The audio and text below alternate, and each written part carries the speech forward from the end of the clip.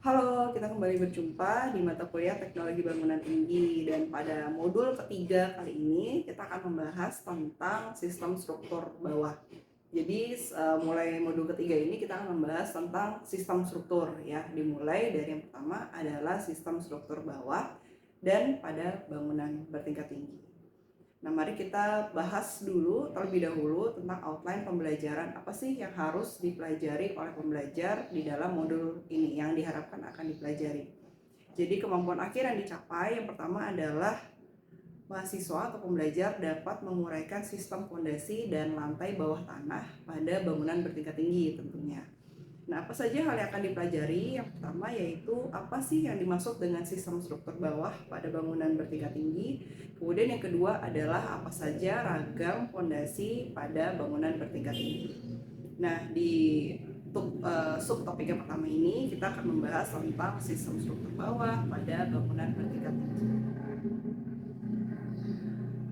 Nah, apa sih yang dimaksud dengan struktur bawah atau substructure? Nah, sebetulnya tentang substructure ataupun upper structure sebenarnya istilah ini sudah dipelajari ya dari mata kuliah teknologi bangunan yang lebih awal, karena ini memang pembagian dari struktur bawah, badan dan atap itu kita sudah mengenal ya. Nah, di bangunan tinggi kita mulai dari substructure dulu.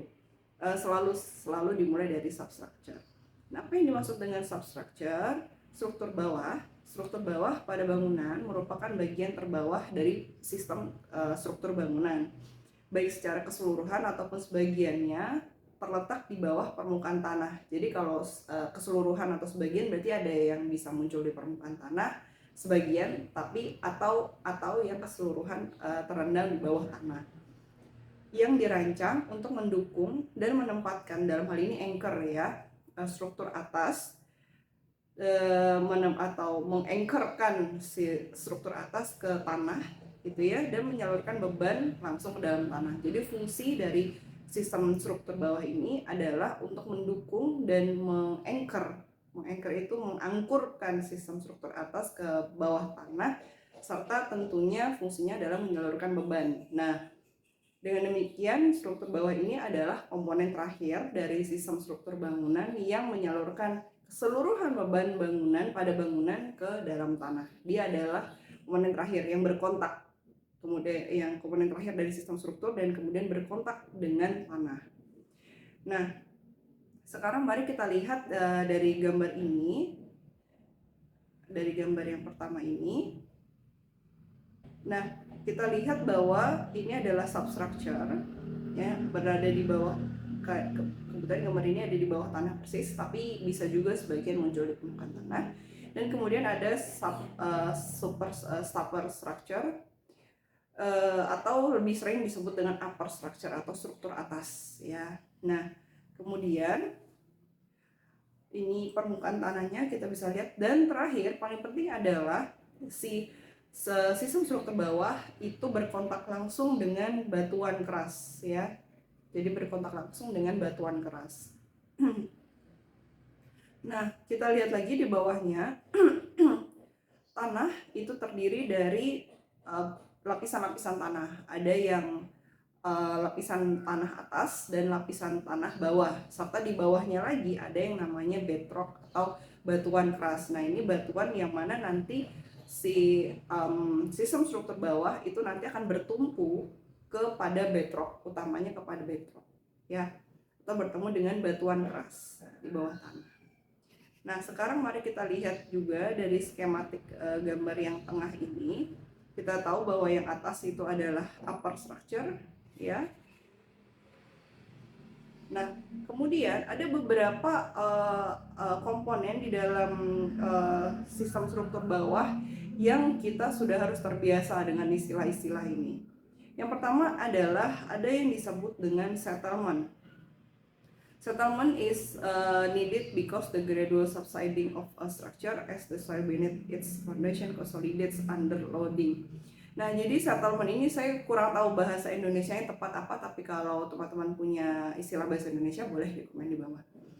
Nah, paling penting settlement ini adalah yang di underline ya, yaitu consolidates under loading. Nah, di mana sebetulnya istilah ini lebih sederhana dijelaskan seperti ini kira-kira. Di sistem struktur atas ini, nanti dia kan kayak kue ya, ditaruh dulu di sebuah alas gitu. Nah, ditaruh di alas yang alasnya ini biasanya lebih lebar ya, lebih lebar daripada si yang bagian atas, karena dia harus bisa membuat kestabilan supaya nggak goyang-goyang, supaya diharapkan yang tidak yang seperti ini. Makanya diperlukan komponen yang namanya settlement.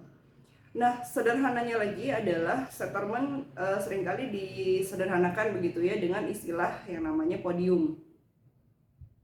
Ya, jadi lantai podium itu biasanya kan lebih lebar daripada lantai-lantai ada di atas ya, yang di tower atas. Nah, fungsinya apa? Fungsinya itu tadi sebagai settle. Settle itu kan artinya pas pada kedudukannya ya. Nah, itu yang dimaksud dengan settlement ini.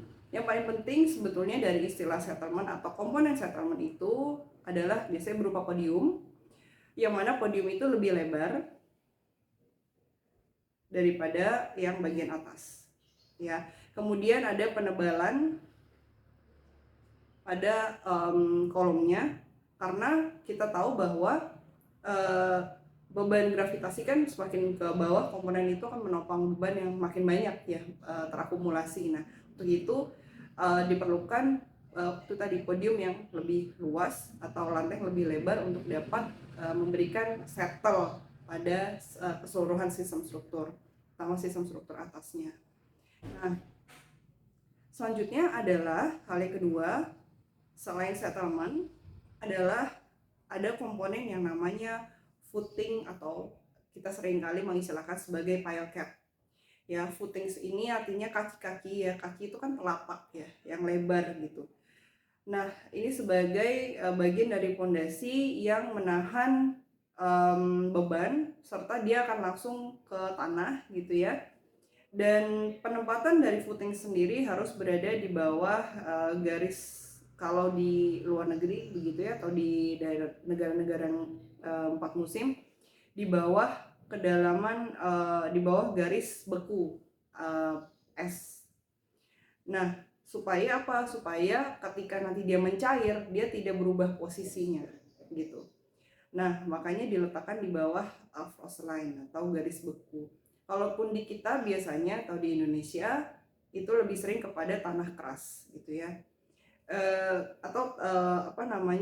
Ataupun seringkali si pile capnya ini biasanya di bawah fondasinya saja gitu. Kemudian di bawah lantai terakhir basement, dan kemudian nanti terus ke bawah itu ada fondasi. Nah, kemudian seperti ini tampilannya. Nah, kemudian yang ketiga adalah komponen retaining wall atau dinding penahan tanah, atau seringkali diistilahkan dalam bahasa Indonesia adalah DPT. Nah, yang mana retaining wall ini fungsinya adalah untuk menahan tekanan tanah, yang mana ketika kita menggali basement itu kan tadinya itu ada tanah di situ, ada volume tanah yang kemudian dikeruk, diambil, sehingga kan kanan kirinya yang kanan kiri ini kan menjadi, terus kita mau kemana nih, kok nggak ada teman kita nih yang tadinya ada di sini gitu kan. Tanah itu kan pada prinsipnya dia nanti juga akan nutup gitu. Nah, gimana biar nggak nutup, karena kita mau isi di situ ada ruang kan. Nah, untuk itu diperlukan dinding penahan tanah. Nah, dia ini fungsinya atau seringkali juga disebut atau diistilahkan sebagai diafragma, dinding diafragma. Tapi kalau dinding diafragma itu biasanya horizontal, yang ini dinding diafragma yang vertikal, karena menahan beban dari tanah di kanan kirinya. Nah, itu adalah 3 komponen yang paling sering umum yang harus diketahui di dalam merancang fondasi. Nah, sekarang kita bertanya tentunya, emang seberapa dalam sih fondasi untuk bangunan bertingkat tinggi? Nah, prinsipnya fondasi yang pertama adalah fondasi itu harus langsung. Satu lagi adalah yang terlewat setelah ada footings dan lain sebagainya, nanti ada fondasi yang ke bawah ya, ada fondasi lagi ke bawah begitu. Nah, seberapa dalam fondasi? Pertama, fondasi harus bersinggungan langsung dengan tanah keras atau bedrock. Kemudian yang kedua adalah kedalaman fondasi disesuaikan dengan beban dari struktur atas. Nah, kita lihat kita lihat ke sebelah kanan, ada gambar di sana. Yang pertama adalah menggambarkan bahwa fondasi itu di setiap titik dari kolom itu nantinya akan harus langsung bersinggungan dengan tanah keras. Nah, tetapi di site, di lapangan, tanah itu tidak selamanya di semua titik dari kolom dan fondasi itu akan ketemu kedalaman tanah kerasnya sama. Bisa jadi beda-beda. Nah, itu diperlukan analisis secara khusus terlebih dahulu sehingga bisa jadi akan didapatkan data seperti ini. Jadi di tapak itu kan nanti akan disurvei beberapa titik ya untuk mendapatkan ini tanah kita ini di bawahnya seperti apa formasi batuannya. Nah, dilakukan dulu pendataan seperti ini, diteliti dulu tanahnya. Nah, akhirnya didapatlah kedalaman tanah itu seperti ini. Jadi yang semakin merah ini semakin dalam ya, semakin ke bawah ini semakin dalam. Nah, bayangkan kalau maksud saya dalam kedalaman dari bedrocknya gitu. Posisi bedrock itu semakin dalam, yang semakin warna merah. Nah, ini contoh 3D-nya. Jadi bayangkan kita akan ketemu bedrock itu lebih dalam kalau apabila site kita nanti misalnya seperti ini gitu ya. Pada saat kan kita akan membuat grid. Nah, pada saat di titik sini kedalamannya beda sama yang ada di sini. Beda lagi ada yang di sini. Ya, nah jadi pastikan ketemu dengan bedrock. Walaupun beda-beda ya memang konsekuensinya seperti itu ya. Jadi artinya tidak bisa seragam dari semua titik itu sama kedalamannya. Jadi nanti kalau misalnya membuat RAB-nya misalnya harus diketahui dulu ini. Walaupun beda-beda ya memang keadaan tanah itu seperti itu. Nah, kemudian kita lihat lagi selain daripada soal bedrock yang dalam, selain itu kedalaman fondasi juga harus disesuaikan dengan beban daripada struktur atasnya. Jadi kita lihat misalnya di bangunan Burj Khalifa. Di Burj Khalifa itu sayap-sayap bangunan di sebelah sini itu lebih rendah ya ketinggian bangunannya ketimbang yang bagian tengah. Karena di tengah pun ada core yang menahan beban bangunan. Nah, dengan demikian karena core itu memiliki beban lebih besar dan kemudian dia juga fungsi lalu lalang juga lebih banyak gitu ya. Jadi beban lebih, loadnya di situ lebih tinggi. Nah, untuk itu dapat saja fondasi pada bagian tengah ini itu lebih panjang daripada sayap-sayap bangunan yang lain. Itu juga dimungkinkan gitu ya. Itu tergantung pada beban dari sistem struktur atas. Jadi pertama, selain karena kedalaman tanahnya beda-beda, yang kedua bisa jadi karena beban dari strukturnya itu juga lain-lain, karena tadi ada sayap bangunan yang berbeda gitu ya bebannya atau jumlah lantainya. Nah, sekarang mari kita lihat contoh dari bangunan tower 185 di Frankfurt, Jerman. Ini ada sebuah penelitian yang menganalisis, jadi bangunan existing kemudian dianalisis dianalisis untuk merekonstruksi ulang bangunan ini, kira-kira kalau dulu gimana ya cara bangunnya, kira-kira seperti itu, atau sistem strukturnya seperti apa ya. Nah, akhirnya penelitian ini kita lihat gambarnya, yang mana kita bisa lihat dari gambar sebelah kiri dulu. Ground modelnya kira-kira seperti ini. Jadi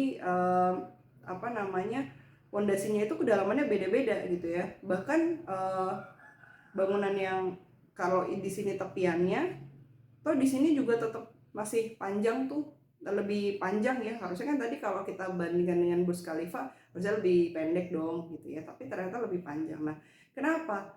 Karena kita lihat di sebelah kanan. Inilah kenapa bangunannya fondasinya akhirnya memang tinggi, panjang dari fondasinya beda-beda karena formasi dari tanah juga berbeda-beda gitu. Nah, saya memang tidak bisa menjelaskan secara detail gradasi warna di sebelah kanan ini itu maksudnya apa. Tetapi di sini yang ingin saya ceritakan adalah soal titik-titik tanahnya yang tadi berbeda-beda. Nah, kita lihat ada perbedaan gradasi warna. Sepertinya memang gradasi warna ini terkait antara mungkin air atau lebih ke tanah sih sebenarnya di sini ya. Nah, jadi formasi tanahnya seperti ini sehingga dimana nanti peletakan fondasi itu juga jadi bisa panjangnya bisa beda-beda gitu. Nah, seperti ini ilustrasinya ya. Jadi fondasinya pun lain-lain ya, di setiap titik disesuaikan pada pertimbangan dari bedrocknya, posisi bedrocknya di kedalaman berapa, nah harus ketemu panjang berapa, nah itu beda-beda posisinya ya. Nah, itu adalah contoh bagaimana panjang dari fondasi itu dipengaruhi oleh bedrock serta tentunya beban dari sistem struktur atasnya. Nah, sekarang mari kita lihat dari gambar kalau skyscrapers di dunia itu kira-kira seperti apa sih. Nah, kita lihat di sini. Kita bisa lihat dari kita bisa lihat dari proporsi ketinggian bangunan terhadap fondasinya berapa panjangnya. Nah, sekarang kita lihat, kita perhatikan di sini semakin tinggi bangunan rasanya lebih logis semakin panjang ya.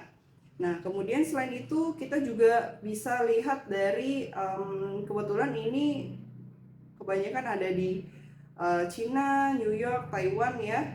Ya, kemudian ada di yang satu lagi di Burj Khalifa di Dubai. Nah, kita lihat panjangnya kok di Burj Khalifa itu walaupun bangunannya paling tinggi tapi kok fondasinya bisa lebih pendek ya dibandingkan dengan yang lain.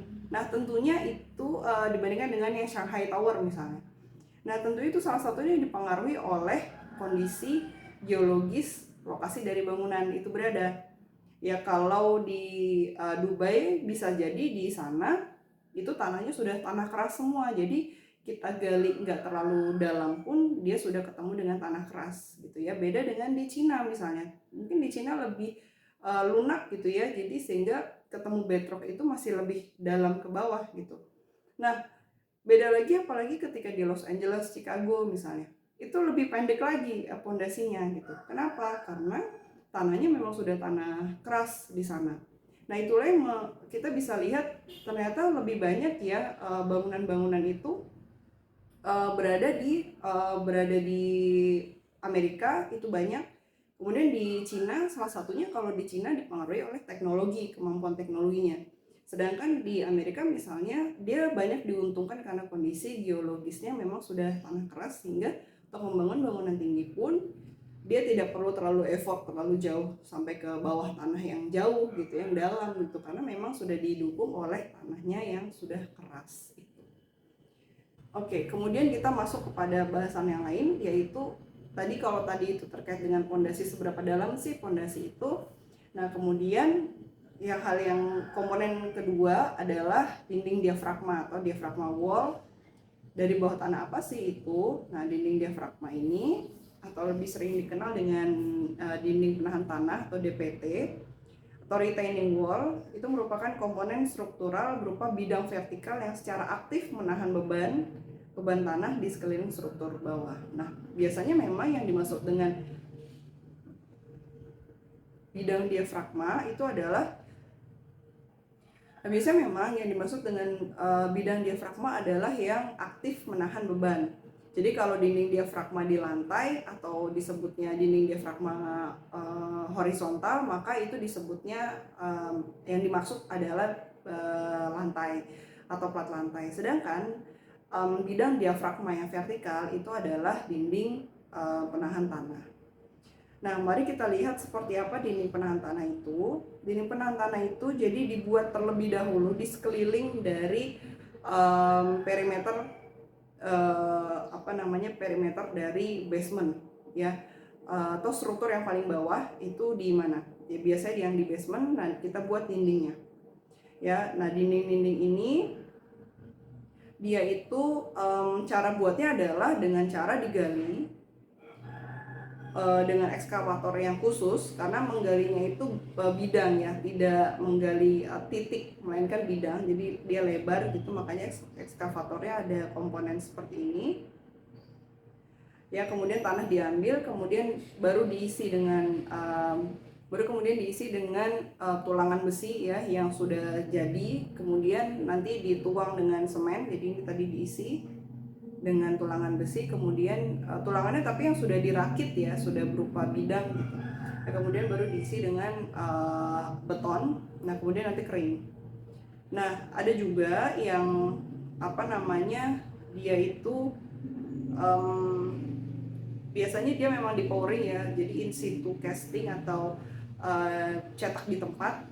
Nah, kemudian bagaimana join antara satu bidang dengan bidang yang lain, karena ketika menggali itu nggak bisa semuanya langsung, melainkan part per part gitu. Nah, jadi diisinya seperti ini, kayak kita punya toko ya, atau ada warung zaman dulu yang ada panel kayunya. Nah, itu seperti itu. Nah, nanti terakhir adalah closingnya, joinnya seperti ini ya. Oke, nah ini adalah proses konstruksi dari dinding penahan tanah ya. Jadi digali dulu dengan ekskavator khusus, kemudian diberi dengan tulangan, kemudian baru tulangannya diisi dengan beton. Dan itu di sekeliling dari lantai kerja untuk basement. Nah, kemudian yang ketiga adalah apakah lantai dari pondasi. Nah, jadi lantai pondasi dulu, kemudian nanti di bawahnya ada pondasinya. Nah, lantai pondasi atau mat ini merupakan lantai paling dasar dari sistem struktur bawah, dan biasanya itu basement bentuknya. Nah, lantai ini merupakan akhir dari sistem settlement. Jadi sistem settlement itu sebetulnya paling sederhananya ada basement, termasuk kalau di atasnya ada podium, maka itu adalah bagian dari settlement dari sistem struktur keseluruhan. Nah, lantai pondasi ini bersifat struktural sehingga merupakan bagian dari atau merupakan salah satu jenis pondasi. Nah, kita lihat seperti apa mat itu. Nah, ini mat ya. Ini matnya. Kemudian ini misalnya seperti ini. Nah, kemudian dia nanti ada mat itu seringkali juga disebut dengan rough foundation ya, jadi pondasi rough. Dan kemudian nanti di bawahnya ada pilesnya atau pile pondasi dalamnya ya. Nah, ini tampilannya seperti ini pada saat proses konstruksi. Jadi ada tulangan beton dulu untuk supaya namanya juga settlement ya, jadi harus settle gitu. Nah, caranya adalah dengan diberikan struktur dengan material beton. Nah, ada tulangan, kemudian nanti di-pouring atau dituang dengan beton. Nah, seperti itu tampilan dari lantai pondasi. Nah, kemudian hal selanjutnya adalah terkait dengan siapa sih sebetulnya yang berperan di dalam struktur pondasi. Arsitektur tentunya tidak bisa, atau seorang arsitek tidak bisa berdiri sendiri. Di dalam pondasi ini atau dalam struktur bangunan tinggi tentunya itu melibatkan banyak ahli, bukan cuma satu ahli saja. Nah, karena kita di dalam pondasi itu sangat berkaitan dengan geologis ya, tanah ya. Nah, maka diperlukan ahli geologi.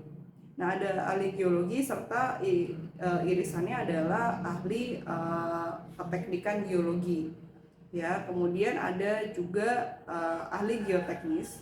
Ahli geologi ini perannya adalah untuk mengetahui kondisi tanah. Jadi formasi geologisnya seperti apa, kedalaman dari batuannya itu seberapa dalam, itu yang bisa mengetahuinya adalah ahli geologi. Nah, sedangkan kemudian setelah ahli geologi memiliki atau mengetahui kondisi tanah, maka dia akan memberikan data kepada orang geoteknik ya, atau geotechnical engineering. Nah, orang geoteknik nantinya akan merekayasa atau memberikan saran bagaimana merekayasa, dia yang nanti akan menghubungkan antara keteknikan sipil dengan geologi tadi ya, antara desain dari struktur kaitannya dengan keadaan tanah yang ada di sana. Karena kan kita nggak bisa berdiri sendiri ya, nggak melayang bangunan kita, tapi berkontak langsung dengan tanah. Nah, ahli geoteknik ini yang nantinya akan menjembatani antara desain struktur ke arah dengan geologi tadi, ya. Dan kemudian nanti ada civil engineering yang akan merekayasa sistem strukturnya. Nah, geoteknikal ini perannya itu sangat besar ya, terutama di dalam menjembatani desain sipil dengan geologi ya. Nah, hal seperti ini nanti akan ditemukan jika kita bekerja di dalam bidang bangunan tinggi, apalagi pada saat pekerjaan fondasi. Tentunya ahli-ahli ini nanti yang akan Anda ketemui. Nah, itu adalah hal-hal yang terkait dengan apa sih yang dimaksud dengan sistem struktur bawah pada bangunan tinggi.